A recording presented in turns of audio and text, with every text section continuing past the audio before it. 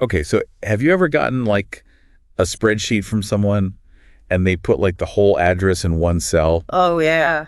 Yeah, it's like street, city, state, zip, all crammed in there. It's a mess. Total chaos. And you just want to be able to like split it out so you can actually like work with the data. Exactly. So that's what we're diving into today. Awesome. We're looking at the Power Query formula lines from text. This is a good one. Yeah, and this is for like if you really want to get down and understand how this formula works.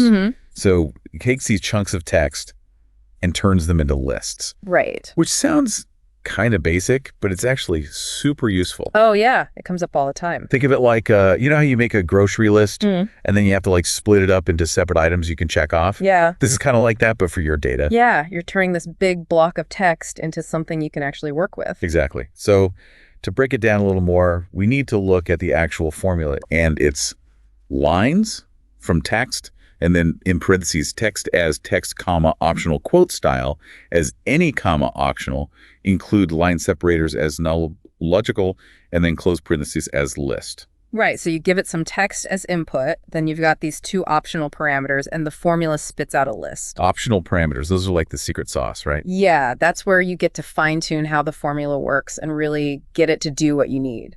So quote style, let's talk about that one first. Okay, so with quote style, you're basically telling the formula how to handle line breaks that are inside of quotation marks. Okay, so like if you have a sentence in quotes and it has like a line break in the middle, exactly. What do you want the formula to do with that? Right, so like let's say you've got a list of customer feedback. Okay. And one of the reviews says, this product is amazing, especially the blue one. And that's all like in one cell? All in one cell. Okay. We want to keep that whole sentence together as one item in our list. Right, because it's one thought. Exactly. We don't want it to get split up at the line break inside the parentheses. So how do we make sure that happens? That's where quote style comes in. Okay. You've got a couple of options. The first one is quote style.csv. Okay. And that's basically telling the formula, hey, treat anything inside quotes as a single unit, even if there are line breaks. Okay, so it'll keep the whole thing together. Exactly. Okay, cool. And then what's the other option? The other option is quote style, none. Right. And that means every line break creates a new list item, ignore any quotes. Gotcha. So it's like every time there's a line break, it's like new item, new item. Exactly. So for our customer review example, we definitely want to use that quote style.csv. Right, because then you'd have each review as a separate item in your list, which would be perfect for analyzing the feedback later on. Exactly. All right. So that's quote style. Pretty straightforward, I think. Yeah. But then there's another level to this, right? There is. You can actually define a record as your quote style. A record. Yeah. Like a record player? Uh-huh. No, not quite like a vinyl record. Okay. Think of it like you're giving the formula a set of very specific instructions on how to handle quotes and delimiters and stuff like that. Oh, wow. So it's like even more control. Exactly. You can really fine-tune things. That's awesome. We don't have time to go into all the details on that right now. Right. It could get pretty complex. But we'll put some resources in the show notes for people who want to go deeper. Yeah, there's a lot you can do with that.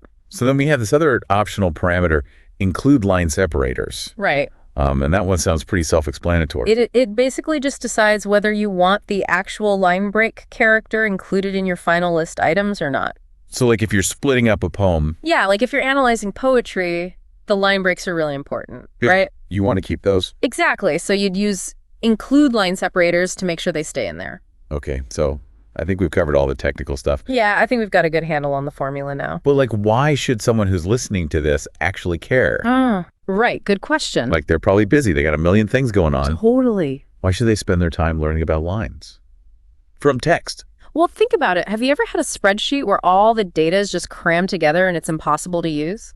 All the time. Yeah, like addresses all in one column or survey responses all lumped into one cell. Yeah, it's like trying to find a needle in a haystack. Exactly. And lines from text is like your metal detector. Oh, I like that. It helps you find what you're looking for and organize it. So it's like going from a junk drawer to a nice organized toolbox. Exactly. You're taking this messy data and turning it into something you can actually work with. And then once you've got it organized, you can actually do stuff with it. Right. You can filter it, sort of analyze it, create charts, make reports. Like the possibilities are endless. Pretty much. And you can even use it to prepare your data for other tools or programs. Yeah. So it's really about taking control of your data. Exactly. Making it work for you, not the other way around.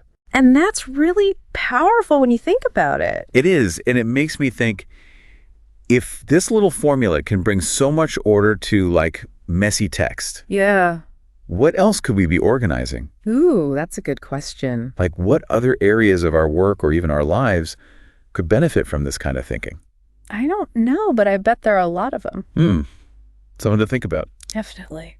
So to wrap things up, lines from text is way more than just splitting text. It's about control. It's about making your data work for you. And it's about finding those hidden gems in your data. Yeah, exactly. And who doesn't love a good treasure hunt? Right? If you want to go even deeper on this topic, we've got tons of resources in the show notes. Yeah, definitely check those out. So go forth and organize your data. And your life. You got it. Awesome. Thanks for listening. See ya.